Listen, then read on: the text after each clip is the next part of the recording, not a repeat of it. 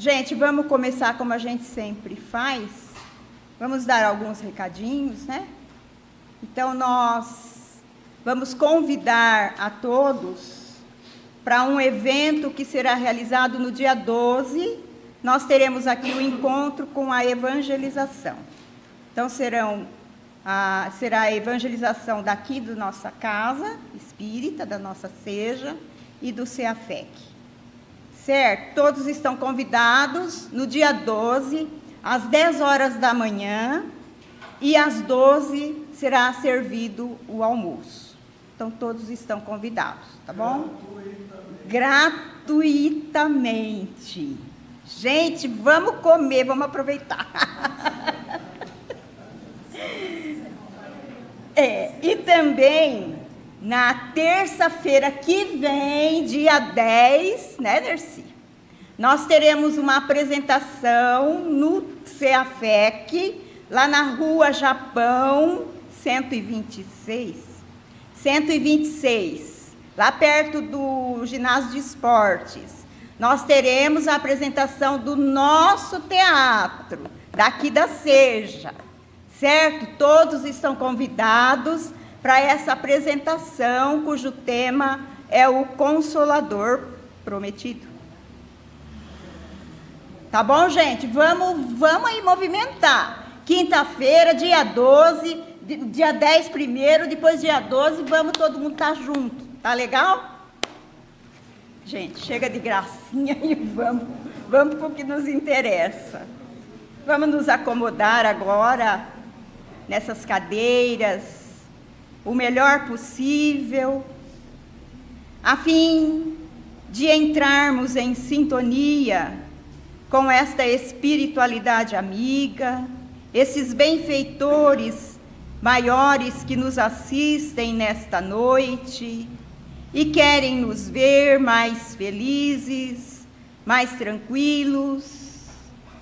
E também vamos visualizar a figura do Mestre Jesus, esse amigo incomparável de todos nós, de todos os dias, e agradecemos pela oportunidade bendita de estarmos aqui reunidos e podermos mutuamente auxiliarmos uns aos outros com as nossas vibrações carinhosas, com o nosso amor, e com certeza este Jesus benfeitor estará conosco não só hoje, mas em todos os dias de nossas vidas. Senhor Jesus, obrigada pela oportunidade, e esteja conosco, Senhor, nesta noite e sempre. Que assim seja. Certo.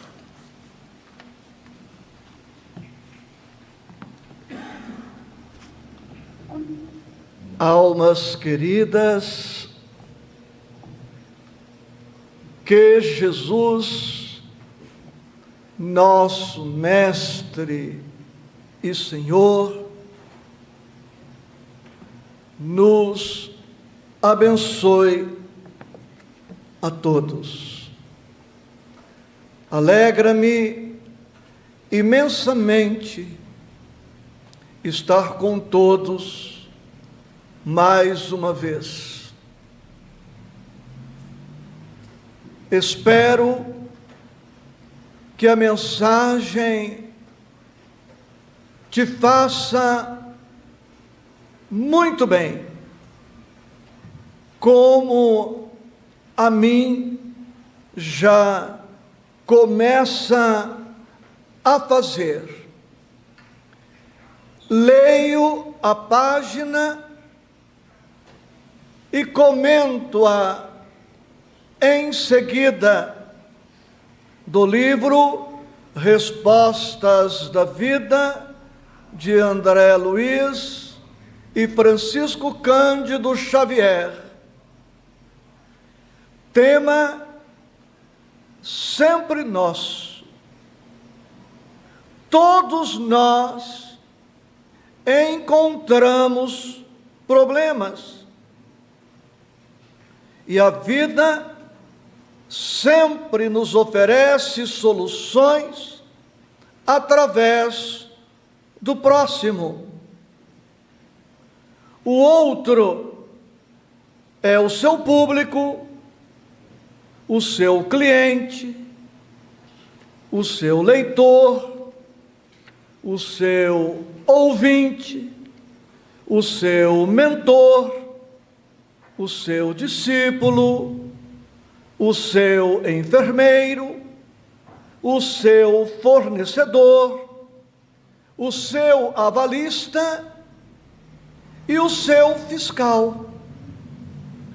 Dos outros, obtemos o apoio ao trabalho, o conforto nas provações, o convite ao progresso, a lição na experiência, o socorro nas crises, a advertência no erro, o estímulo ao serviço, o desafio ao aperfeiçoamento, a cooperação na tarefa e o amparo à própria sustentação.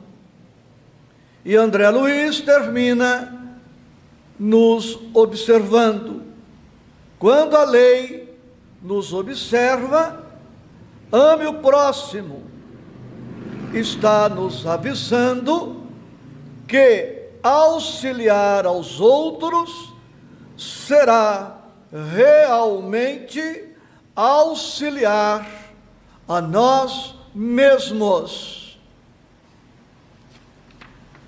Em uma primeira leitura, é possível que não apreendamos de imediato todo o alcance da página, mas agora vou me fixar em alguns detalhes e confesso a você que esta mensagem me fez luz sobre alguns aspectos muito importantes que começo agora a pontuar. A primeira observação que faço, baseado na página lida, é esta: a lição nos ajuda a superar o equívoco de que o outro é o nosso problema. Como veremos, a página serve para eliminar dos nossos conceitos, dos nossos pontos de vista, a falsa ideia de que o outro se constitui no nosso problema.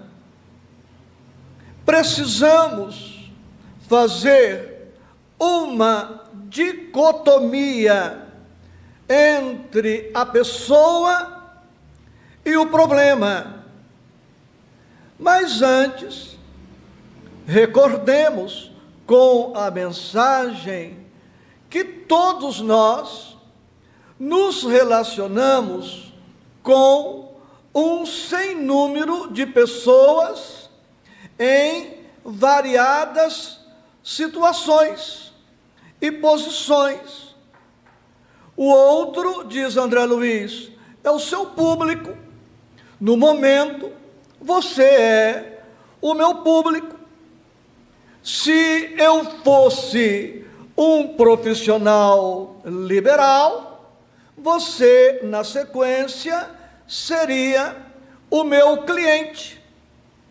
Se eu estivesse agora colocando um livro de minha autoria em suas mãos, você seria o meu leitor.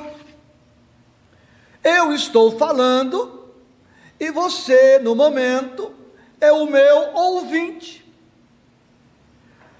Se porventura você estiver num patamar evolutivo superior ao meu, você é a minha mentora ou o meu mentor. E se não é, pode vir a ser.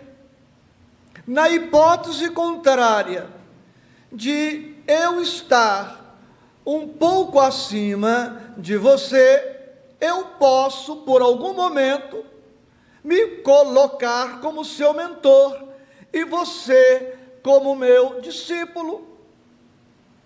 Se você estiver doente, posso ser o seu enfermeiro. Se eu estiver doente, você poderá ser o meu enfermeiro. Se eu tiver uma empresa, é possível que você seja o meu fornecedor, ou o contrário, pode dar-se que seja eu o fornecedor que você precisa. Eu posso ser o seu avalista, ou você pode ser o meu avalista, e um sendo fiscal do outro. Portanto, sempre estamos, por uma razão ou por outra, por um título ou por outro, estamos sempre nos relacionando com as pessoas. Agora, acompanhando o pensamento de André Luiz, seria justo eu dizer, nesta hora, que você, público, é o meu problema?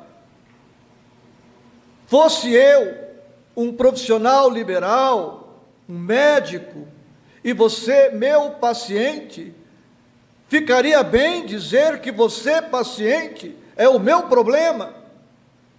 Ou fosse eu um advogado, um dentista, para citar 3 categorias liberais, será que você é o meu problema? Você que está lendo o meu livro, você é o problema?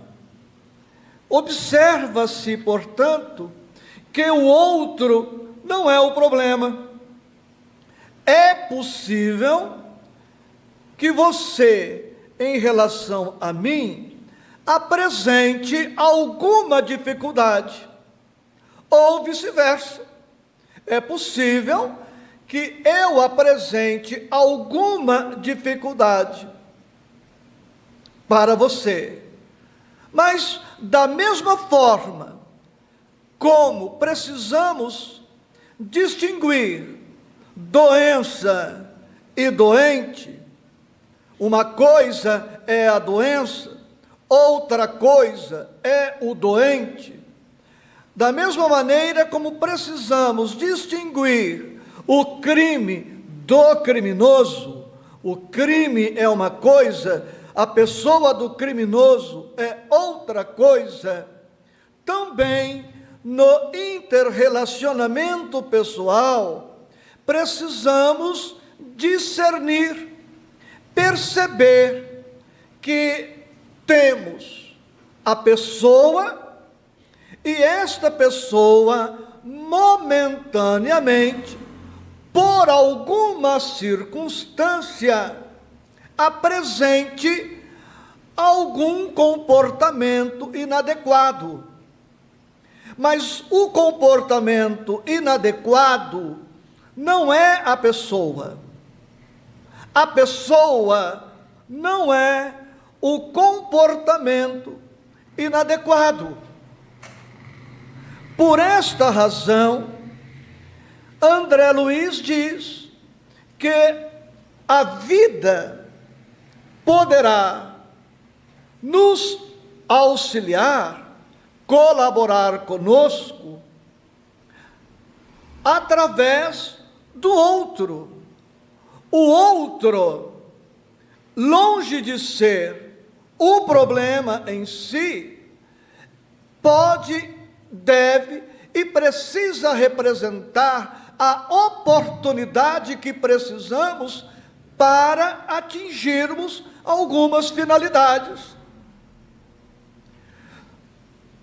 O outro pode, como está dito aqui, não só não ser ele o problema, como de fato ele não é, como poderá representar o apoio que eu preciso para o trabalho que eu vou realizar. O outro pode ser o conforto que eu necessito nas minhas provações. Quando o comportamento do outro é inadequado, ele está me convidando silenciosamente a que eu progrida, a que eu melhore.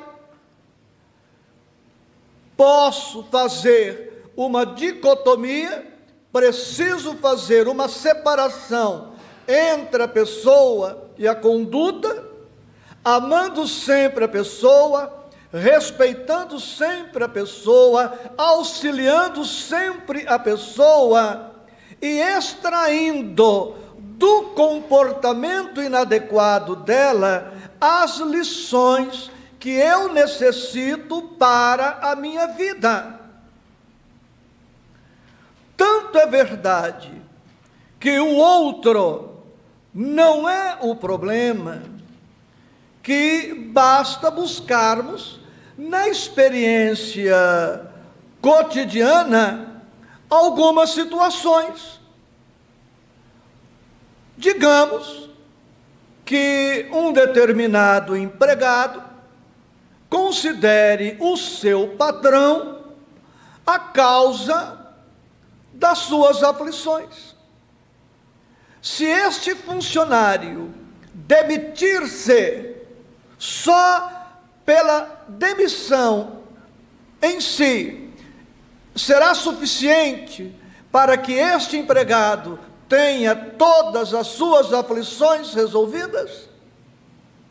Digamos que seja o contrário, o patrão afirmando que o problema dele é o empregado, o mau empregado, o empregado desequilibrado, indisciplinado, desrespeitoso, negligente, etc. Ora, se esse patrão demitir o funcionário, isso significa necessariamente que todos os problemas desse patrão estarão solucionados? Quantos cônjuges, para seguirmos nos exemplos, se dizem infelizes por culpa do cônjuge, separam-se, divorciam-se ou enviúvam-se, e nem por isto o cônjuge divorciado ou agora sozinho pela viuvez estará necessariamente feliz, realizado. Por aí se vê que é muito simples, mas é muito superficial e injusto transferirmos para os outros a responsabilidade pela infelicidade que afirmamos sentir. Transferir aos outros a responsabilidade por todos os desajustes. Quando na ativa profissional, atendia muitas situações como estas que eu mencionei. E a pessoa supunha que, simplesmente por afastar-se desta ou daquela pessoa, desta ou daquela situação, necessariamente seria feliz, viveria tranquila a partir daí. E quantas vezes a pessoa constatou que, com o afastamento da pessoa, ou com o afastamento pura e simplesmente da situação, não só não resolveu, como ainda teve a situação agravada. Por quê? Porque a dificuldade que transferimos aos outros, muitas vezes, está em nós mesmos.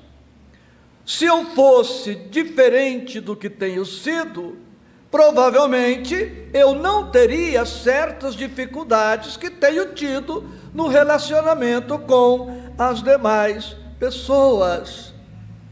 Porque se eu fosse diferente, se eu fosse melhor, não criaria problemas para mim, não criaria problemas para ninguém. Não criando problemas para os outros, é muito provável, é intuitivo, é lógico, é previsível que os outros não me criarão problema. E o contrário também. Se eu for solução para as pessoas, é muito previsível, é lógico, é de se esperar que esta pessoa seja a solução que eu preciso para o meu problema. Mas o que fazemos? Regra geral, claro que não estou me reportando a você especificamente. Regra geral, as criaturas agem assim, não são solução para os problemas alheios e tornam-se problemas para os outros. Não só não ajudam, como começam a perturbar, a complicar a situação do outro. Por isso, encontramos no capítulo 25 de O Evangelho segundo o Espiritismo, o primeiro subtítulo: ajuda-te, que o céu te ajudará. Ajuda o próximo e o próximo te ajudará. Perturbe o próximo, prejudique o próximo e não se surpreenda se o próximo te perturbar, se o próximo te prejudicar. Lei de causa e efeito aplicada no cotidiano das nossas vidas. Tanto é assim que, se nós formos gentis, educados, nobres, respeitosos, e alguém faltar com a lhaneza do trato, com a educação, com o respeito, com o carinho, nós estaremos no direito de pedir à pessoa que explique como ela está se comportando de maneira tão grosseira diante de um comportamento delicado que estamos adotando. Poderemos pedir explicações. Explique o que está acontecendo. Estou faltando com respeito com você? Te tratei com desconsideração? Humilhei? Não. Por que este comportamento inadequado de sua parte? Se perturbamos, previsível que nos perturbem. Se prejudicamos, previsível que nos prejudiquem. Lei de causa e efeito. É a lei do retorno, o choque do retorno, da semeadura e da colheita obrigatória. Mas ajudando, temos todo o direito de esperar que sejamos ajudados.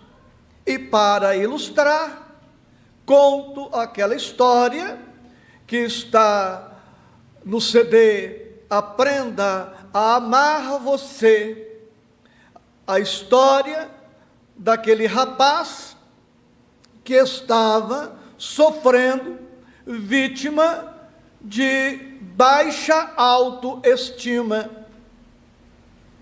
em razão do comportamento dos amigos, dos companheiros, ele teve a sua autoestima prejudicada, afetada, e ele se lembrou do velho mestre que morava na periferia da aldeia.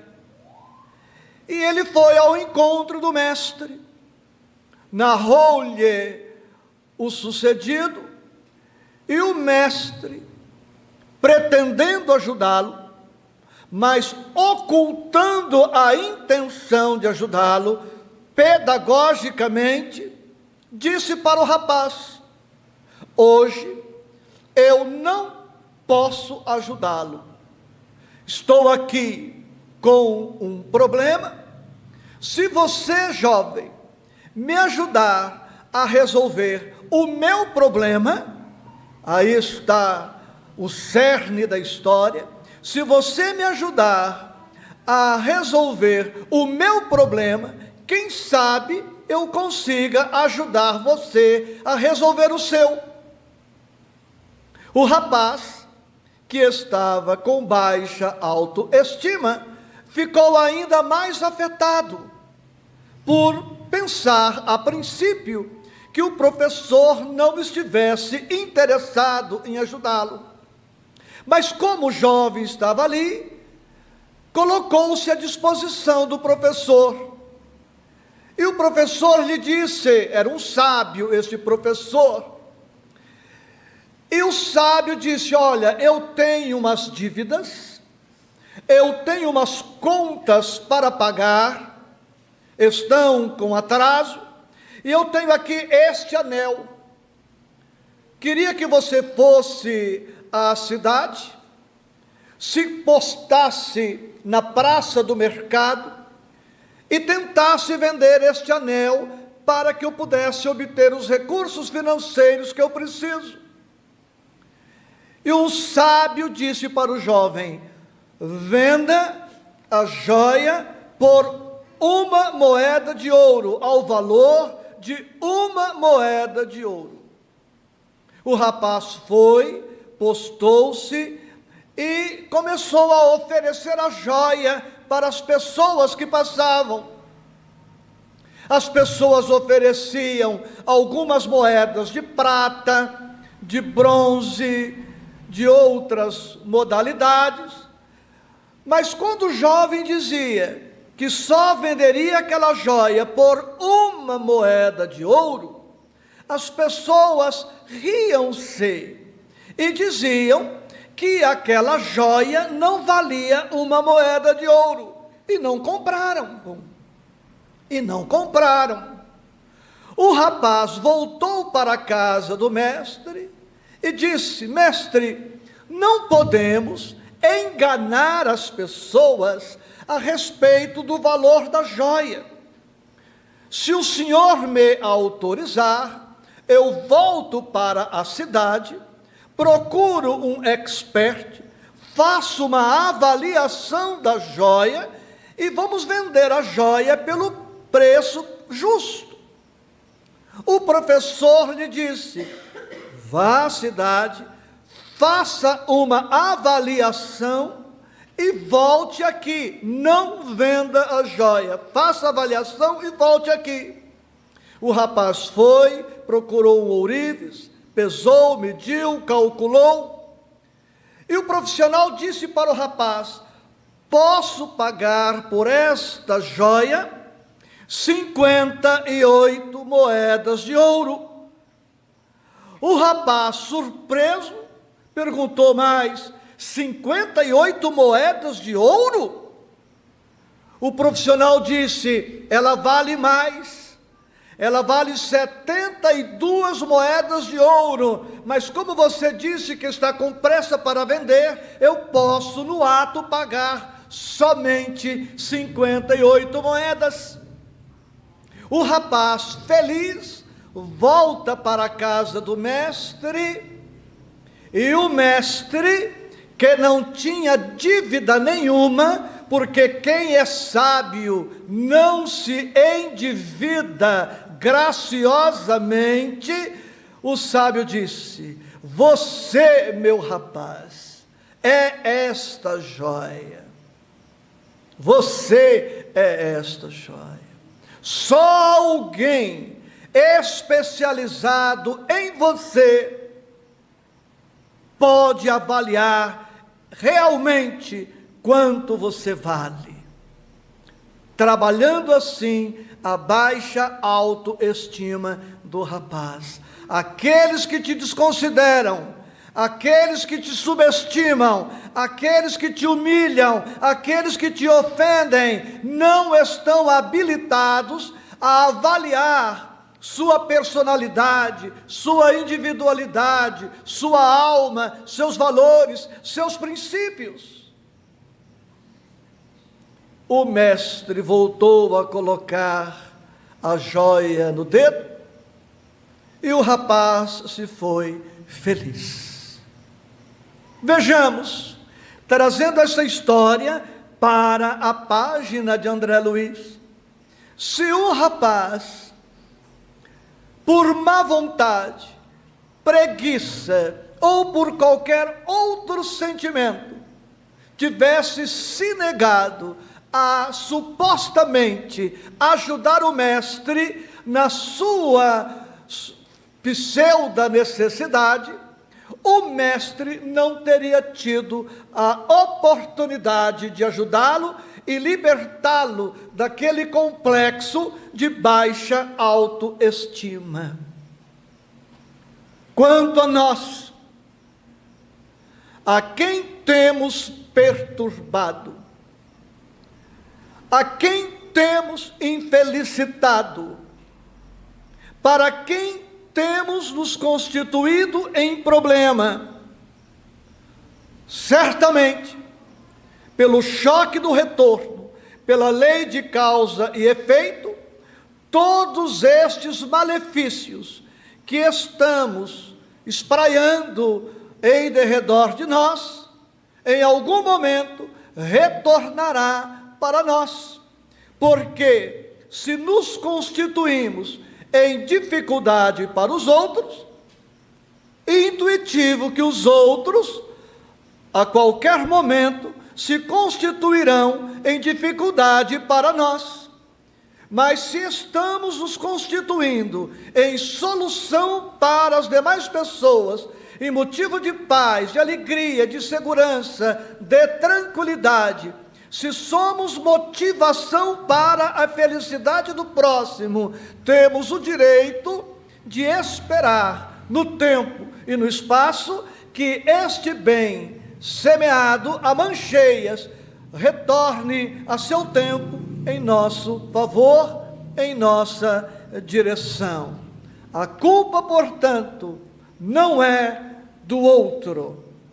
Se nós aprendermos a reagir e agir adequadamente, conseguiremos separar a pessoa do próximo do comportamento inadequado, como o médico separa a doença do doente, como o operador do direito separa o crime do criminoso. Combate-se o crime, mas respeita-se, ama-se, ampara-se e assiste-se a pessoa do criminoso. O problema não é o aluno, o problema não é o filho, o problema não é o pai, o problema não é a sogra.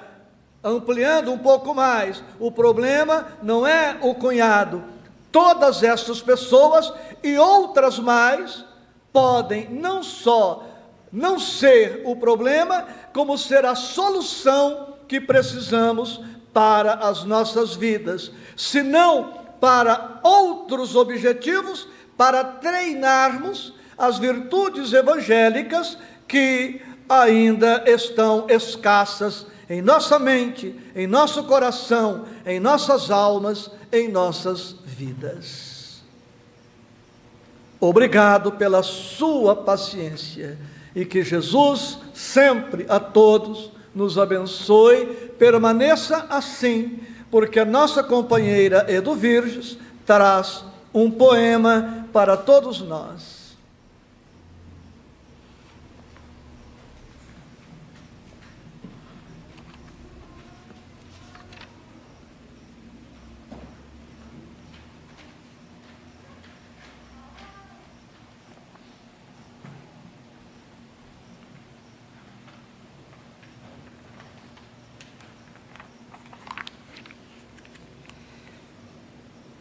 eu vou ler um poema que é de Rabindranath Tagore.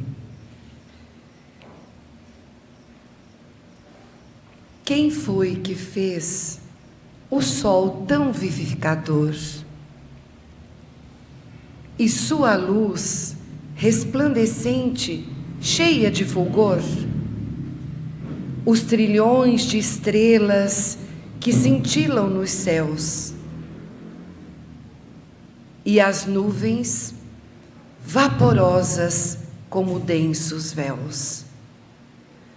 A mecânica celeste, o arcano profundo da eterna ciência que equilibra os mundos, os micro-organismos em desenvolvimento e os orbes gigantescos em deferecimento.